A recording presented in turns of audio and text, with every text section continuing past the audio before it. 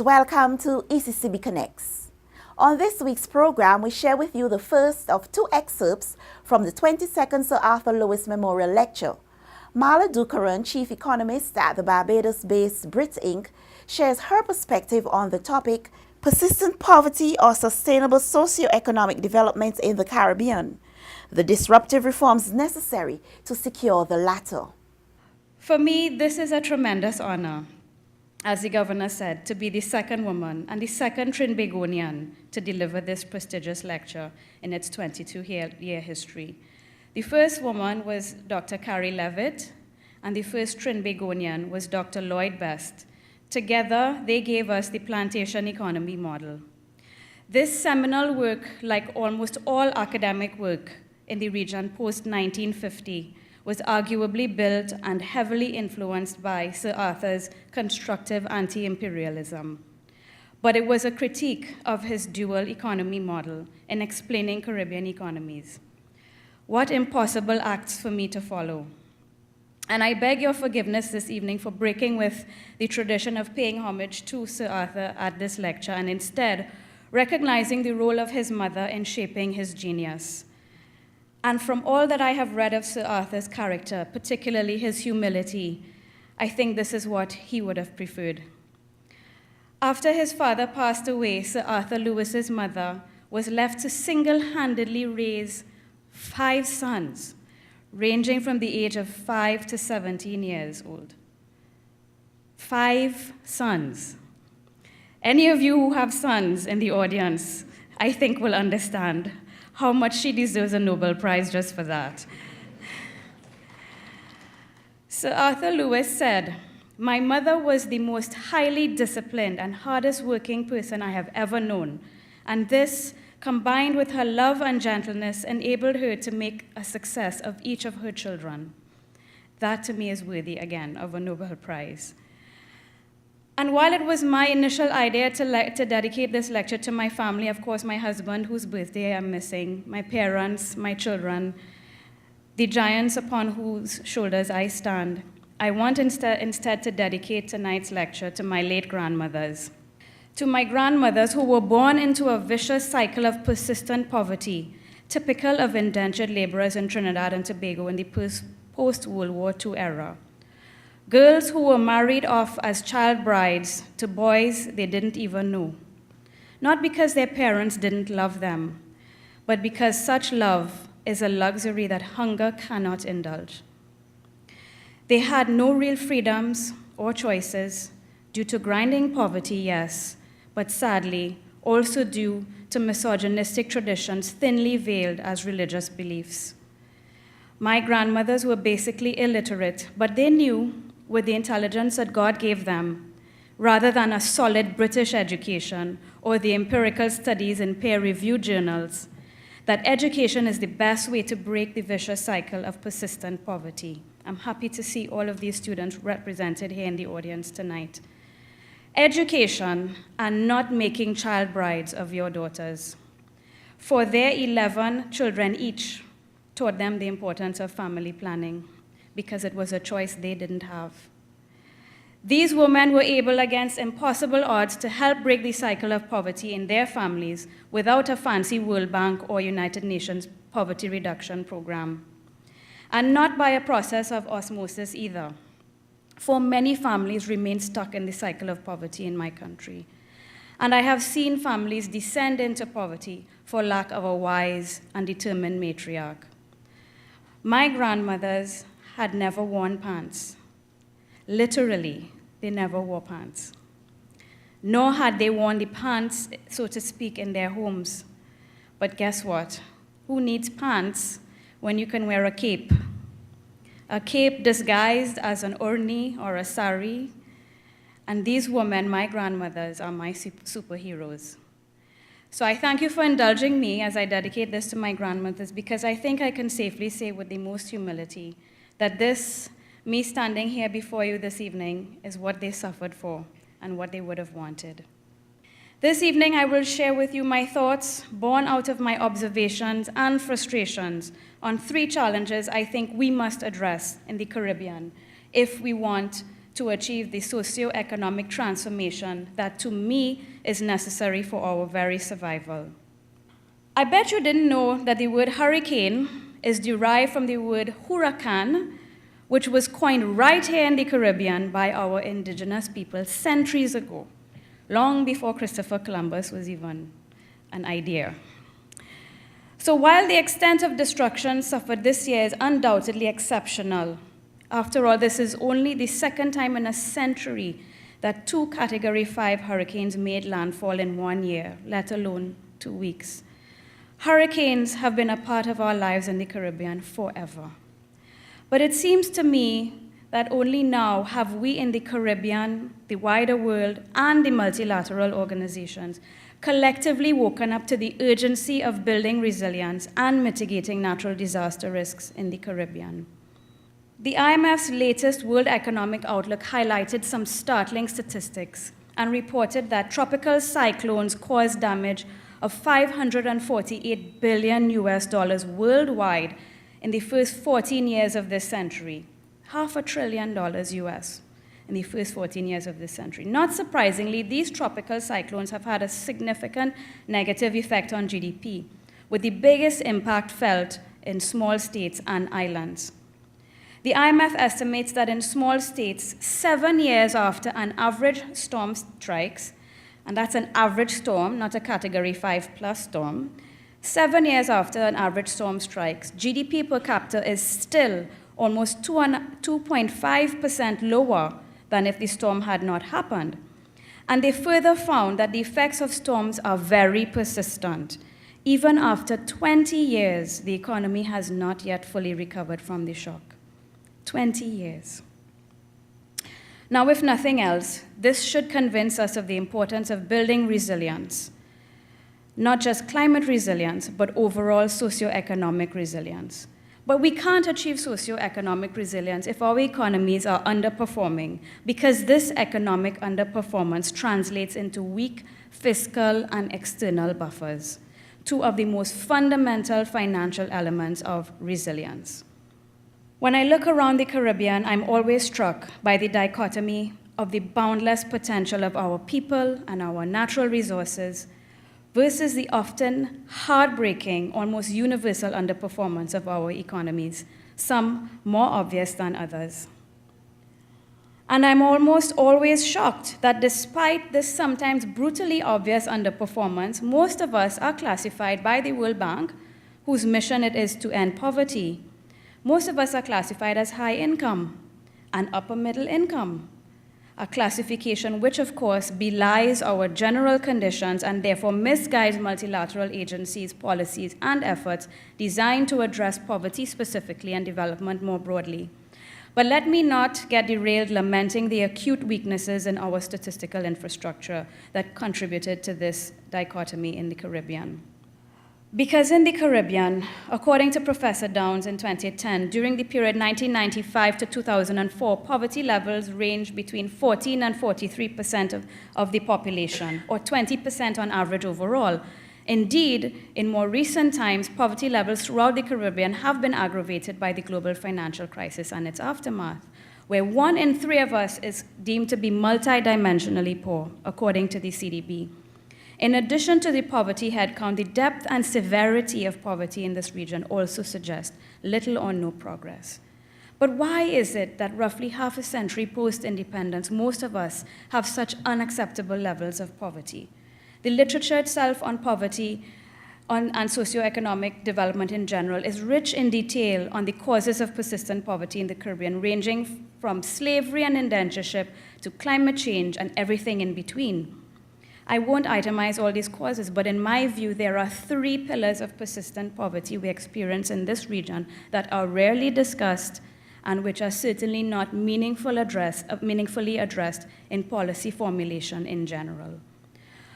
Of course, the conspiracy theorist in me fears that the reason for this negligence is that certain truths, inconvenient at least, and maybe even blasphemous to some, are potentially too disruptive to address, for they encroach on social norms and on the territory of those with entrenched vested interests, or as my predecessor who delivered this lecture last year, Professor Avinash Prasad, calls them, the anti-growth coalition, which is alive and well in this region, let me tell you. In my view, there are 3 disruptive reforms necessary, not just for the socioeconomic transformation that so many of us desire and we deserve, but to build the resilience crucial for our very survival.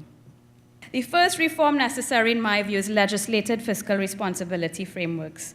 And to explain to you how I came to this conclusion and why I'm so passionate about this topic, I have to tell you a story, a true story.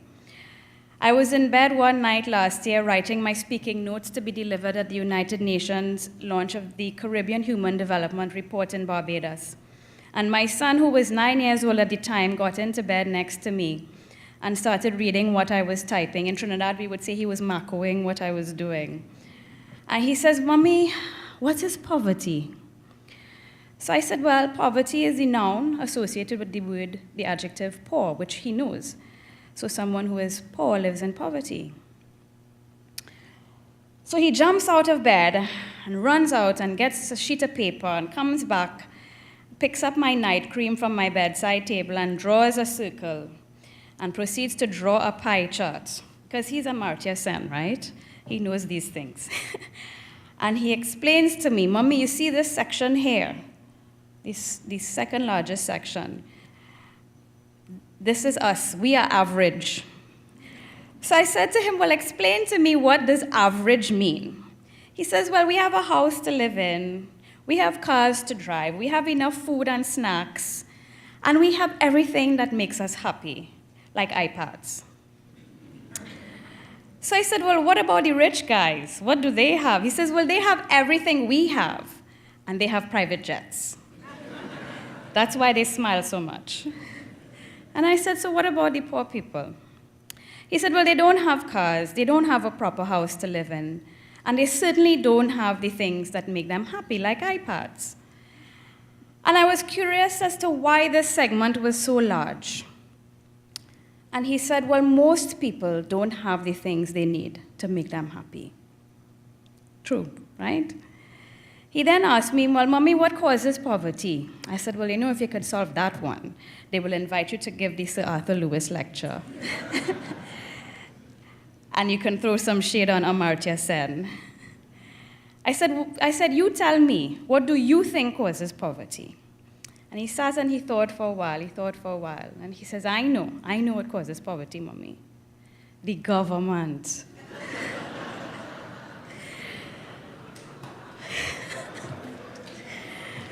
So like you, I had a good laugh about this. I had a good hearty laugh about this until I remembered Venezuela. So I decided to do some digging to determine whether there could be any validity to this notion. Could the government truly be a driver of higher levels of poverty? After all, we are taught in general that government spending is necessary to generate jobs and growth, and by extension reduces poverty. But is this really the case in the Caribbean? In the first place, it is well established in the literature that fiscal policy in the Caribbean is predominantly pro-cyclical. According to papers written by Wendell Samuel, for example, and the World Bank, apart from Grenada, OECS countries and Barbados were found to have pursued pro-cyclical fiscal policy overall, in general. A paper in 2013 by Cotton, Finch, and Sukraj found that the fiscal policy stance in Trinidad and Tobago is predominantly pro-cyclical, and it is even more accommodative in the 12 to 18 months prior to a general election. But why is fiscal policy pro-cyclical? According to the literature, several factors conspire to induce pro-cyclical fiscal behavior in the Caribbean. Political pressures for more spending during booms and in the pre-election period, as I mentioned, lack of access to international credit markets in bad times often forces cutbacks in fiscal spending. And unlike industrial countries, most developing countries lack automatic stabilizers such as unemployment insurance that play an important role in making fiscal policy counter-cyclical. So there are some powerful factors at play supporting pro-cyclical fiscal policy, and this is worrying because according to a 2006 IMF working paper, Pro-cyclical fiscal policy is generally regarded as potentially damaging to welfare. It amplifies macroeconomic volatility, depresses investment in real and human capital, hampers growth, reduces income, and harms the poor. Pro-cyclical fiscal policy was also found to be negatively related to income levels as it crowds out private spending and investment and usually results in a decline in private sector output and employment. And if expansionary fiscal policies in good times are not fully offset in bad times, they may also produce a large deficit bias, which leads to debt unsustainability and eventual default.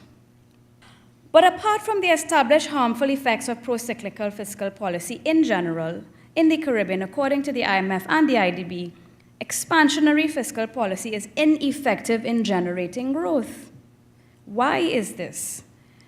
The IMF found that in the ECCU, fiscal impact and long-run multipliers are low, where public investment has a long-run multiplier of 0.6. This result suggests that in the EC, we should have counter-cyclical policies to stimulate growth, and fiscal spending should be focused on public investment. Empirical work done by the Bank of Jamaica in 2012 found that the effect of expansionary fiscal policy in Jamaica on GDP is weak and not persistent. Specifically, the fiscal multiplier was found to be very small on impact and zero over the long term. A 2013 IDB paper found that fiscal multipliers in the Caribbean are generally positive, but less than 1, except for Barbados and Guyana, where fiscal multipliers are actually negative. The main driver of low fiscal multipliers is leakage. A 2006 United Nations Environment Report Program estimated leakage at around 80%, and for a few countries even as high as 90% in the Caribbean. This means that 80 to 90% of government spending and our own spending leaks out in the form of imports. Another important driver of low fiscal multipliers is debt. An IMF paper demonstrated that debt below 30% of GDP is associated with faster economic growth. However, as debt rises beyond 30% of GDP, the effects on economic growth diminishes rapidly. And as debt levels reach 55 or 56% of GDP, the impact of additional debt switches to negative impact on GDP. Thus, beyond this threshold, debt becomes a drag on growth. And the majority of the Caribbean is well beyond 56% debt to GDP, as you see in the chart. And according to the IDB, that means you are now on the dark side.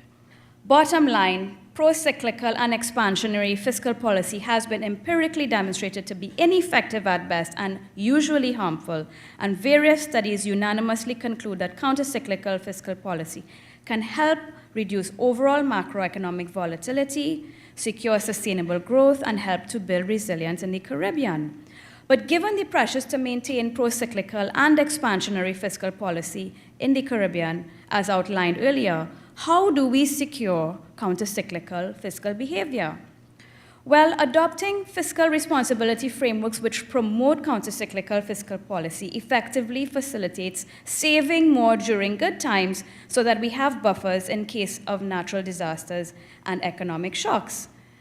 But interestingly, this specific policy recommendation, along with the supporting technical assistance, has been offered to the Caribbean countries by the international financial institutions for the past 20 years.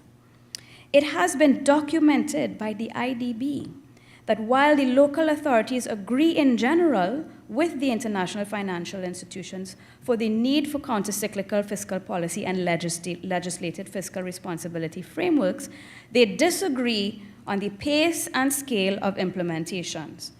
So in other words, what they're saying is, it ain't happening under my watch. And therefore, fiscal responsibility frameworks and countercyclical fiscal policy in general have not been adopted in the Caribbean, apart from Jamaica and Grenada, under their most recent fund-supported programs. So why is it that our policymakers don't seem to have the political will to voluntarily do what they know is right and implement fiscal responsibility frameworks which have been demonstrated to promote sustainable growth, reduce poverty, and build the resilience necessary for our survival. To view any episode of ECCB Connects, anytime, any place, at your convenience, check out our YouTube channel, ECCB Connects. We've come to the end of this week's episode of ECCB Connects. Do join us again next week when we'll bring you the second excerpt from the 22nd Sir Arthur Lewis Memorial Lecture. Ms. Dukharan will examine the importance of a regional digital payment system and gender equality.